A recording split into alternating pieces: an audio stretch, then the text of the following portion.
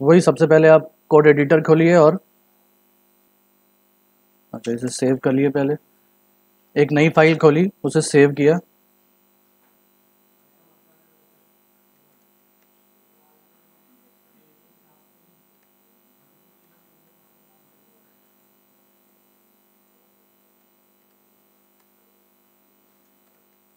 Title home दे दिया, body में आए। और बॉडी में आने के बाद जब भी आप डिज़ाइन लेआउट बनाएं तो हम डायरेक्टली एलिमेंट्स भी यहाँ लिखना शुरू कर सकते हैं। जो हमारा हेडर का डिवीज़न है या इमेज का डिवीज़न है या कुछ भी हमारा दूसरा सेक्शन है, उसको बनाने के लिए हम डायरेक्टली कोडिंग शुरू कर सकते हैं। लेकिन एक गुड प्रैक्टिस ये है कि आप हर चीज़ को एक डिवीज़न में ले लिया करें, क्योंकि कई बार ऐसा होता है 2-3 सेक्शंस को लिखने के बाद हमें स्टाइलिंग में ये ज़रूरत महसूस होती है कि इस सब को एक डिवीज़न में लेना है, तो फिर हमें ढूंढना पड़ता है कि डिवीज़न कहाँ स्टार्ट करें, कहाँ ख़त्म करें। तो अगर आपने डिवीज़न ले लिया और वो यूज़लेस भी रहा तब भी कोई परेशानी नहीं है। और अगर आपको आगे जाते जाते या ये ज़रूरत महसूस हो कि आपको उसको यूज़ करना है तो यूज़ कर लीजिए। तो एक डिवीज़न लेके हमेशा चलिए।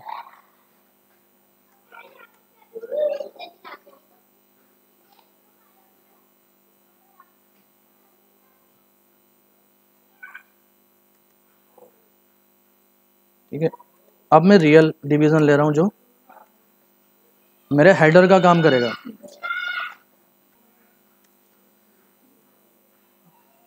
हेडर के लिए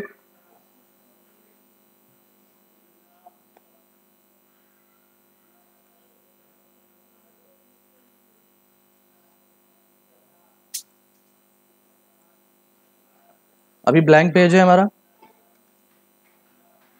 हेडर बनाना है। आप बताइए जल्दी जल्दी कोड क्या करना है।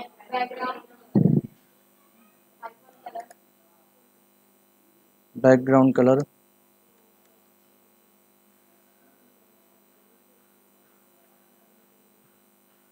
कोई लाइट कलर ले लें और हम एक HTML कलर्स का एक पेज हम खोल लेते हैं अपने सामने।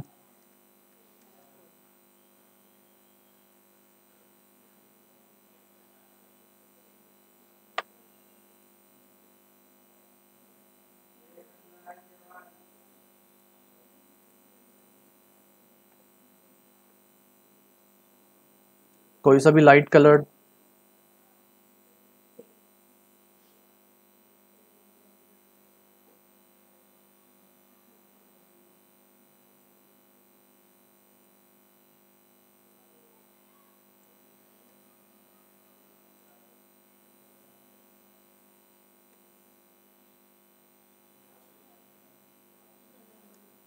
फिर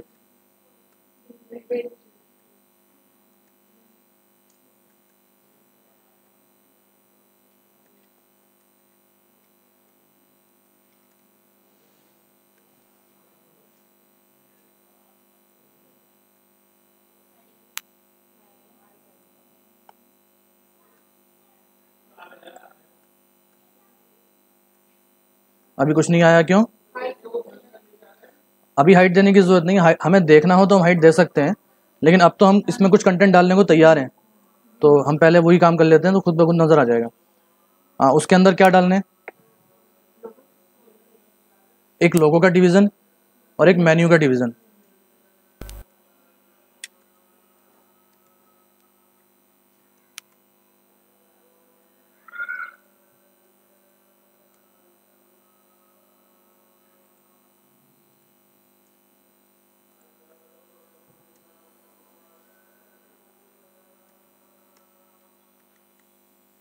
मैं शुरू से ही यहाँ क्लास लेके चल रहा हूँ, क्योंकि इस डिवीज़न की जो स्टाइलिंग करनी होगी वो मैं लोगो, यानी या दोनों तरीके थे ना जो आप बता रहे थे, आपको कन्फ्यूज़न है।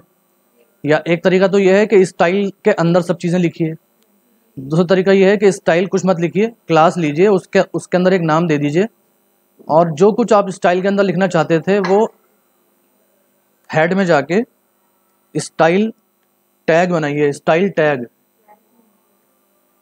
ये स्टाइल टैग है और ये स्टाइल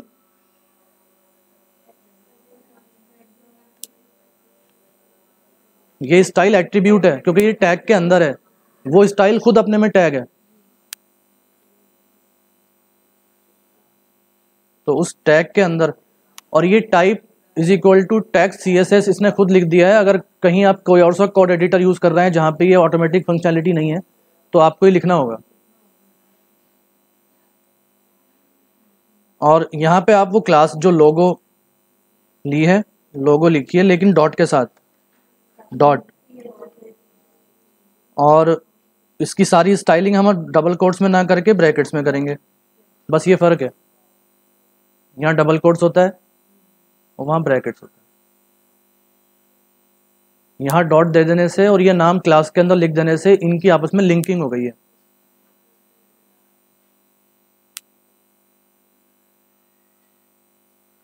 तो बाद में करते हैं स्टाइलिंग। ऐसे इसको क्लास मेनू,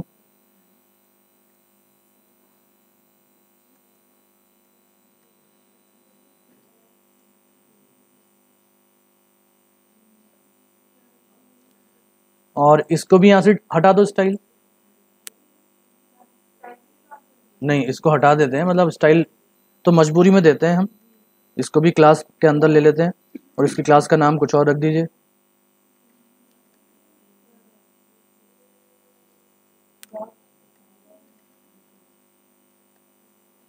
ठीक है, और यहाँ की सारी प्रॉपर्टी उठा के आप वहाँ ले जाइए,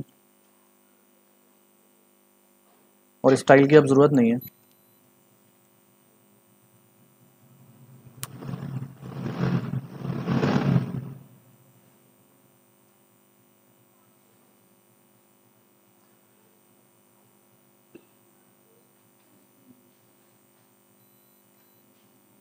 मैंने ऐसे ही कुछ ना कुछ टैग्स लिख के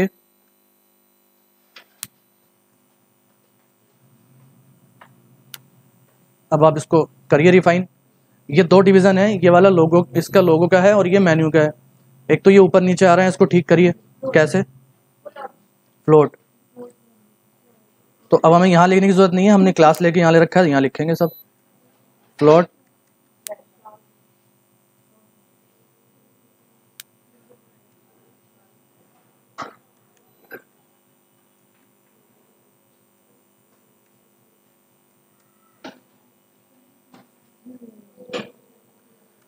हो गया। और वो डिवीज़न जो कंटेनर जो हेडर का डिवीज़न था वो गायब हो गया। क्यों? ये पहले भी प्रॉब्लम आई थी जब मैं सिखा रहा था, ओवरफ्लो। क्योंकि जब तक हमने फ्लोट प्रॉपर्टी यूज़ नहीं की थी तब तक वो अपने अंदर रखा हुआ था। हमने इसको फ्लोट दिया तो ये फ्लोट का साइड इफेक्ट है कि वो अपनी जगह वापस चला गया, उसके अंदर कुछ जैसे कुछ हो ही नहीं। तो हमें इसको ओवरफ्लो प्रॉपर्टी देनी है किसको? हेडर को।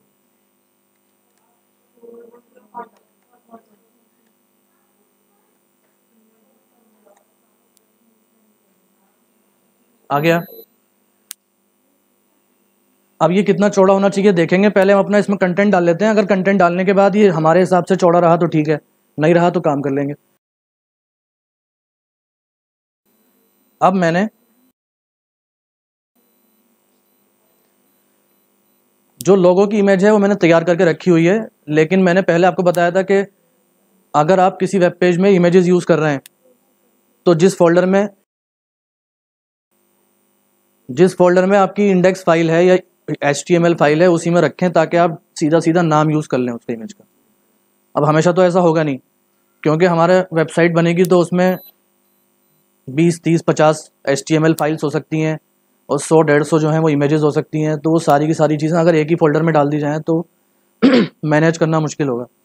तो हम करते क्या है कि हर तरह की फाइल्स का अलग फोल्डर बना लेते हैं, इमेज का एक अलग फोल्डर बना लेते हैं।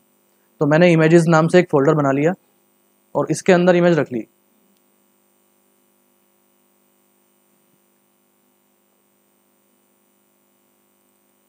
एक लोगो मैंने ये बना के रखा हुआ है।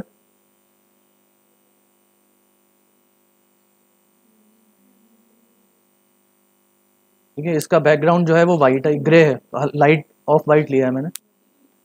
और दूसरा ये रखा हुआ है जिसका बैकग्राउंड जो है वो ट्रांसपेरेंट है, इस वजह से आपको नज़र नहीं आ रहा, वो वाइट ब्लैक बैकग्राउंड में वो ट्रांसपेरेंट खो गया। और एक इमेज ये ली है मैंने, एक कॉन्सेप्ट, अपने हिसाब से आप कुछ भी ले सकते हैं। मतलब चूंकि हमारी जो वेबसाइट है वो एक स्कूल का काम करेगी या एक यूनिवर्सिटी का काम करेगी आउट ऑफ स्कूल, तो ये कॉन्सेप्ट है कि स्कूल है लेकिन स्कूल के अंदर नहीं है, बाहर है।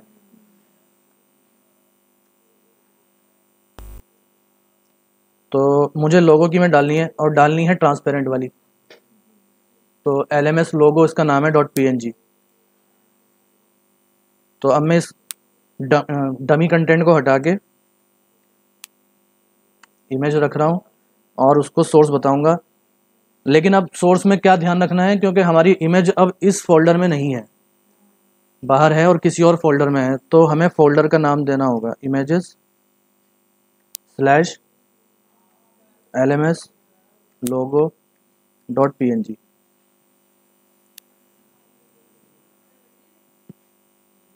ठीक है, इसमें भी मुझे एक लेसन अभी देना है, अभी बताता हूँ, पहले इसको हम चला लें।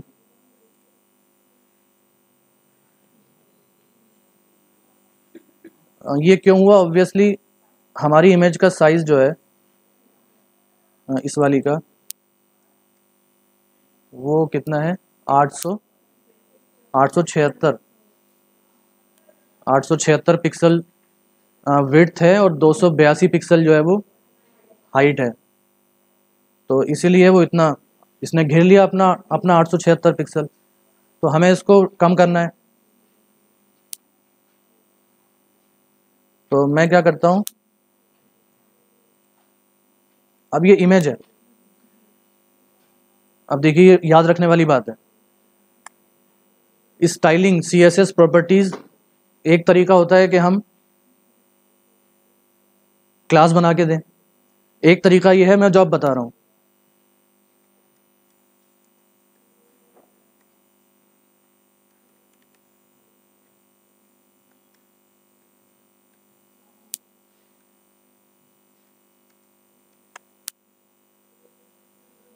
मैंने इसको हाइट 70 पिक्सल दिए, लेकिन किस तरह दिए, IMG लिखकर, यानी टैग का नाम लिख के। आप किसी भी टैग का नाम लिख के उसकी स्टाइलिंग यहाँ दे सकते हैं। तो उस पेज में वो टैग, मैं जो अल्फाज बोलता हूँ ना वो इंपॉर्टेंट होते हैं, तो उसको याद रखा कीजिए कि वो टैग पूरे पेज में जहाँ जहाँ होगा वहाँ ये अप्लाई हो जाएगा। ये अच्छी बात भी है और ये गलत बात भी है, क्योंकि हमने अगर बहुत सारी इमेजेस ली और हर इमेज का स्टाइलिंग अगर डिफरेंट हुई तो परेशानी होगी। लेकिन अगर ऐसा सिनेरियो नहीं है और आपके पेज में कहीं पे सिर्फ इमेज है तो आप ऐसा दे सकते हैं।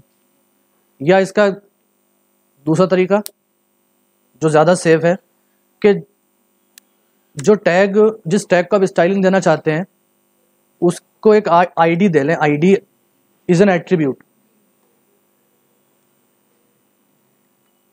लोगो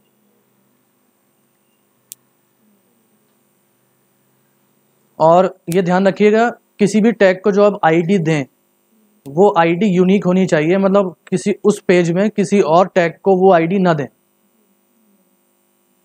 क्योंकि ID का मतलब ये है मेरी जो आइडेंटिटी कार्ड है, मेरा जो ID है वो दो लोगों का एक नहीं हो सकता ना, मेरा सबका यूनिक होगा।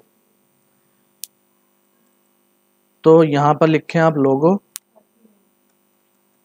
इमेज, लेकिन डॉट नहीं लगाएंगे, डॉट बनता है क्लास में, यहाँ लगाएंगे हैश। हैश का मतलब है किसी ID को यूज कर रहे हैं आप, डॉट का मतलब है क्लास को यूज कर रहे हैं आप।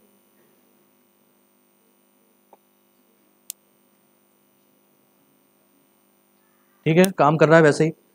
तीसरा तरीका, आप चाहते हैं कि नहीं जी मुझे IMG ही लिखना है, तो क्या करें, एक तरीका ये भी है, ये जो इमेज है ये किसका चाइल्ड है, इस डिवीजन का चाइल्ड है। और ये डिवीजन किसका चाइल्ड है, हेडर का चाइल्ड है। हेडर को हमने क्लास दे रखी है। अब देखिए मैं क्या करता हूँ, मैं अगर ये लिख दूं डॉट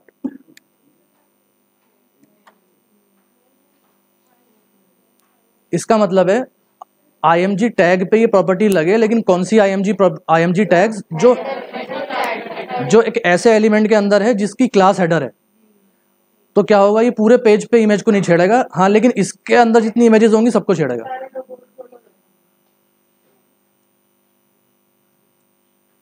काम कर रहा है। नहीं करता तो बड़ा हो जाता। समझ गए? क्लास, आईडी, आईडी के अलावा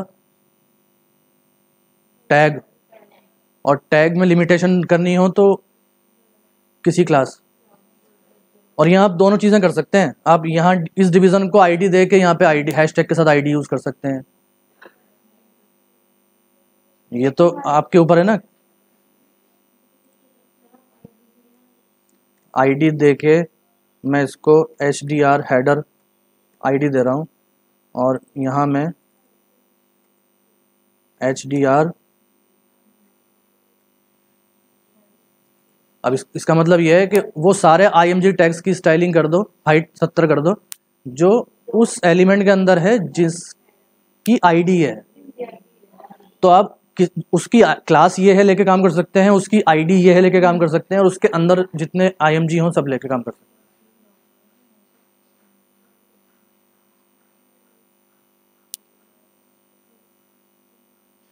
और मुझे पता है कि मुझे इस हेडर के अंदर कोई दूसरी इमेज डालनी नहीं है अभी फिलहाल।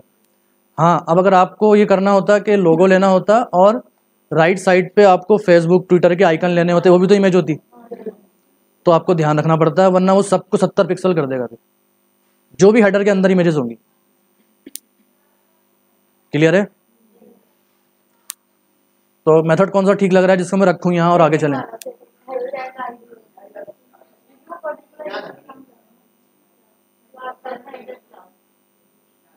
ये रखें या हैश लोगो, बल्कि लोगो इमेज लिया था मैंने, वो बस एहतियात के तौर पे लिया है कि इसका भी क्लास का नाम भी लोगो है, तो हम रख सकते हैं, कोई परेशानी नहीं है, लेकिन याद रहे हम कंफ्यूज ना हो जाएं, इसलिए मैंने इसका नाम इमेज बढ़ा दिया। और चेक कर लीजिए कि वो चलना चाहिए, चल रहा है। ठीक है, मेन्यू पे आ जाइए। हाँ, अब हाँ बिल्कुल हो सकता है, क्योंकि अब तो ये सिर्फ उस इमेज को छेड़ेगा जिसकी आईडी है, और आईडी दूसरी की किसी की होगी नहीं। अभी आगे जाके हम क्या करेंगे, ये सारा कोड यहाँ से हटा देंगे, और स्टाइल टैग के अंदर सिर्फ एक लाइन लिखी रहेगी, और सारा कोड कहीं और लेके जाऊंगा। ये देखिए आपको ये कर्सर किसके ऊपर है, क्या लिखा है? W3 schools 23.css, और मैं इस पर क्लिक करूंगा तो इतनी सारी CSS खुली। अब ये सारी CSS में उसी पेज पे ये लोग उसी पेज पे रखते तो क्या होता? तो इन्होंने ये कहीं और ले गए और यहाँ पे उसका एड्रेस दे दिया, तो एक लाइन लिखी रहेगी, हम भी ऐसे ही करेंगे नेक्स्ट क्लास में। ठीक है, तो अब मेन्यू पे आ जाते हैं जी।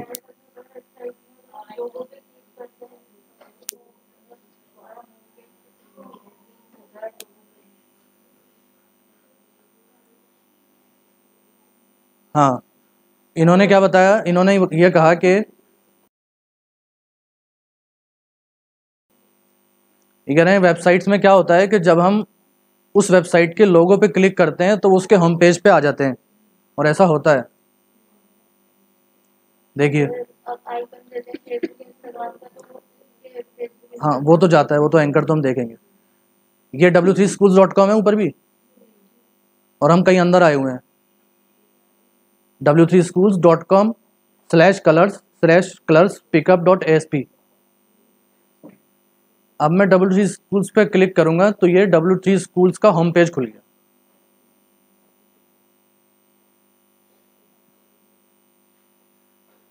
तो ऐसा अब हर वेबसाइट में ऐसा होता है, तो हम भी कर सकते हैं। हमारा ये होम पेज है, हम अभी तो हैं ही हम होम पेज पे, तो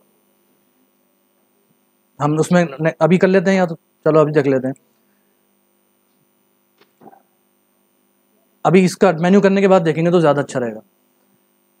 अब मैं इसकी लिस्ट कर लीजिए, हमने आज क्या प्रॉपर्टी सीखी नहीं?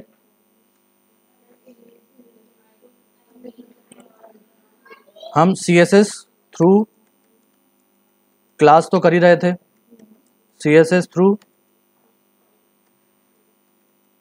एलिमेंट आईडी, कर लिया।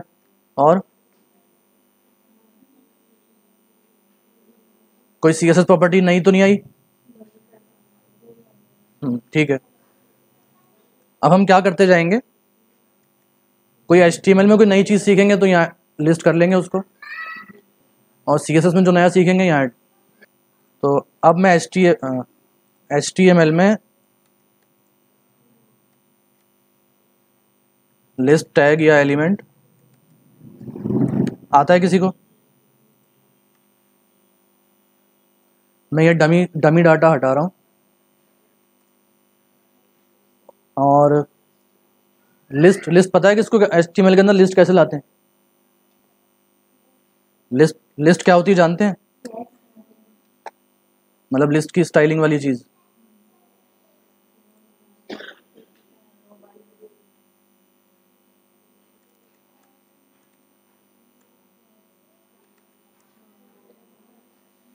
ये 3 चीज़ों की लिस्ट है, तो हमने इसे लिस्ट कहते हैं। वर्ड के अंदर हम करते हैं। और 2 तरह की लिस्ट होती है, या तो बुलेट्स होती हैं, और बुलेट्स की बहुत सारी टाइप्स होती हैं, या फिर नंबर्स होते हैं। तो ऐसे ही हम HTML के अंदर भी लिस्ट रखते हैं। मैं नीचे एक लिस्ट बना के दिखाता हूँ पहले। UL से बनती है अनऑर्डर्ड लिस्ट, यानी जिसके अंदर ऑर्डरिंग ना हो, ना तो अल्फ़ाबेट्स की ज़रूरत हो, ना नंबर्स की ज़रूरत हो, बुलेट्स हो। और उसके अंदर जो आइटम्स बनते हैं वो लिस्ट आइटम टैग से बनते हैं, LI टैग।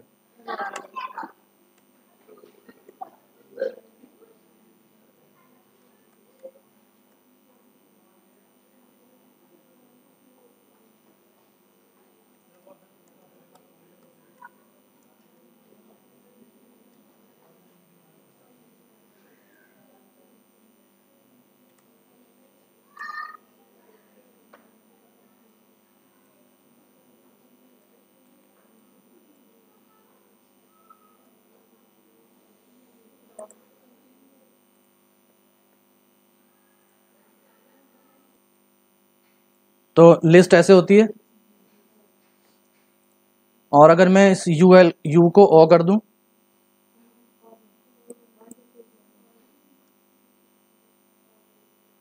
तो ये ऑर्डर्ड हो जाएगा। तो लिस्ट का यूज़ तो यही होता है, लेकिन लिस्ट को हम बहुत सारे तरीके से यूज़ कर सकते हैं। जहाँ भी जैसे मेन्यू है, मेन्यू में कई सारे आइटम्स होंगे, तो जहाँ पे कई सारे आइटम्स एक ग्रुप के अंदर आ जाएं, तो वहाँ हम लिस्ट को यूज़ कर सकते हैं। और उसकी ये जो शेप है कि ये वर्टिकली आ रहा है और बुलेट्स के साथ आ रहा है, ये सब हम चेंज कर सकते हैं। तो इसको वापस UL कर रहा हूँ, और यहाँ मैं इसको पहले मेन्यू जैसा बना लेता हूँ। पहला लिंक होम होगा, दूसरा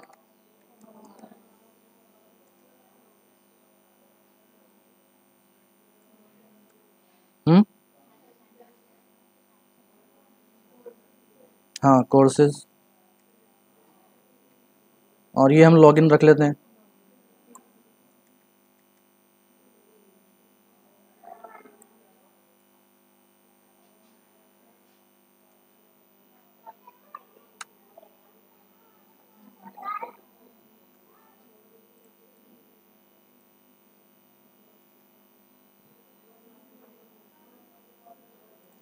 मैं उठा के इसको मेन्यू वाले उसमें ले गया।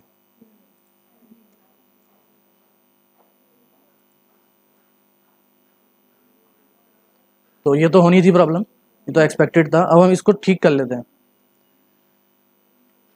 सब कुछ CSS से ही होगा। तो अब देखिए, इसकी क्लास मेन्यू है। अब जो स्टाइलिंग हम UL पे देना चाहें और जो LI पे देना चाहें, वो हम कैसे देंगे बताइए? डॉट मेन्यू LI, क्योंकि हमें इसमें मेन्यू क्लास के एलिमेंट के अंदर रखे हुए LI पे काम करना है। तो सबसे पहले बुलेट्स हटानी है, तो उसका कोड होता है लिस्ट स्टाइल टाइप। नन।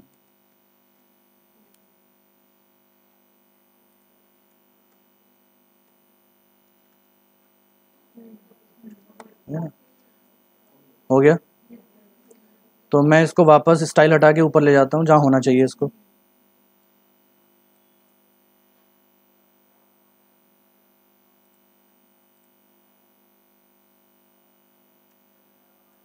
ठीक है, एक काम हो गया। दूसरा काम इसको हॉरिजॉन्टल करना है, और ये प्रॉपर्टी आपको आती है, कैसे होगा बताइए? हाँ शाबाश।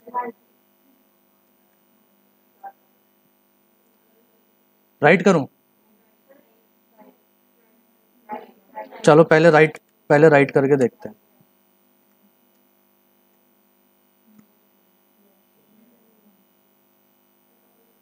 ये फ्लोट जो है आएगा LI पे।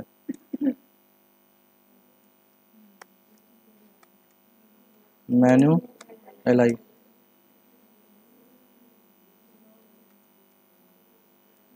लेकिन एक गड़बड़ होगी क्या? नहीं, वो भी आ गया, वो भी सही हो जाएगा। इसका ऑर्डर नहीं बदल गया, क्योंकि आपने फ्लोट राइट का है। राइट से मतलब इसका फ्लोट राइट का मतलब होता है पहला एलिमेंट राइट पे लिखो, उसके बाद लेफ्ट पे, उसके बाद लेफ्ट पे। तो इसका लेफ्ट भी दे के देख लो कि लेफ्ट से क्या होता है। ये राइट पे तो रहेगा, क्योंकि हमने राइट पहले से ही उसको ले रखा है। ठीक है, अब इसकी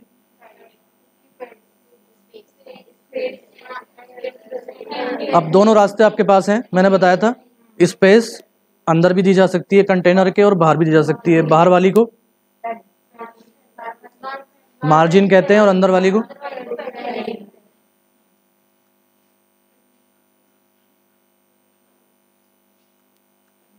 आपके हिसाब से पैडिंग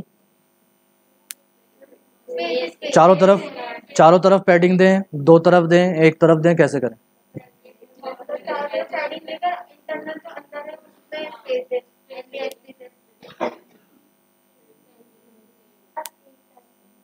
हम्म,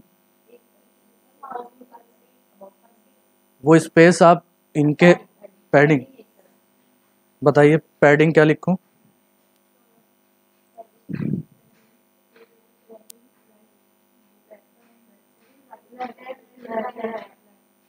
राइट में और लेफ्ट में क्या फर्क होगा?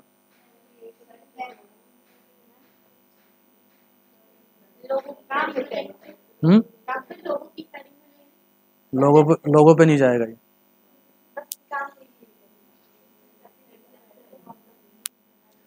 ये बताओ क्या होगा?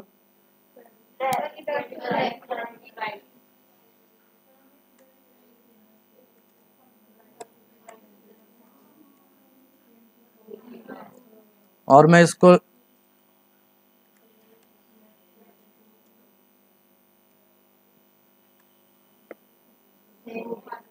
सेम पैडिंग लेफ्ट का मतलब है कि पहले आइटम के लेफ्ट पे पैडिंग कर दो, दूसरे के भी लेफ्ट पे कर दो। कर दी इसने, और होम के लेफ्ट पे भी हुई हुई है पैडिंग, नजर नहीं आ रही। राइट में क्या हुआ था कि पहले आइटम के राइट में पैडिंग कर दो, कोर्स के राइट में कर दो, इसके राइट में कर दो, होम के भी राइट में कर दो। तो वो ज़्यादा बेहतर है, क्योंकि उसमें पैडिंग वेस्ट नहीं हो रही। एक तो यहाँ पैडिंग वेस्ट हो रही है, दूसरा वो चिपका हुआ भी है, वो भी हटाना है।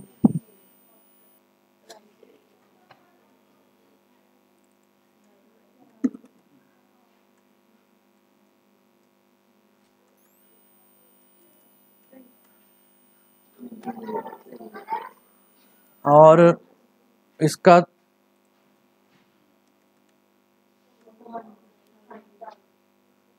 थोड़ा सा बढ़ा देते हैं, 1.5 गुना 1.5 EM। EM का मतलब है कि जितना ऑटोमेटिकली इस टाइम आ रहा है उससे कितना गुना, 1.5 गुना, थोड़ा सा बढ़ जाएगा।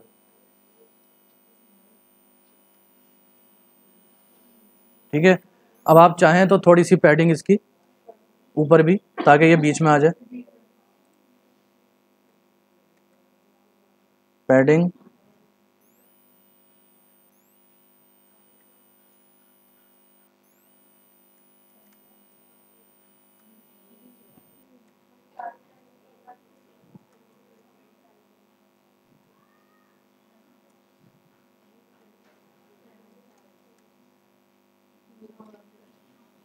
6 भी हो सकती है।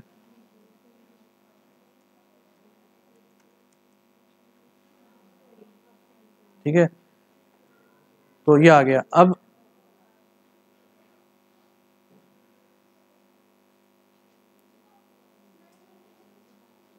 ऐसा भी तो होना चाहिए।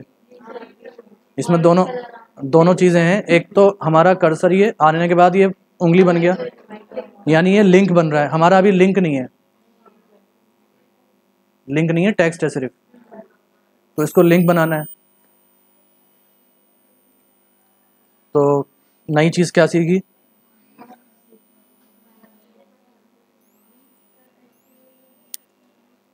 हमने लिस्ट एलिमेंट यानी यूएल एंड ओएल सीखा। उसके बाद हमने यूएल को लिस्ट पे एक प्रॉपर्टी सीखी, लिस्ट स्टाइल टाइप। ठीक है, और ये किस पे लगती है? ये यूएल और ओएल पे लगती है।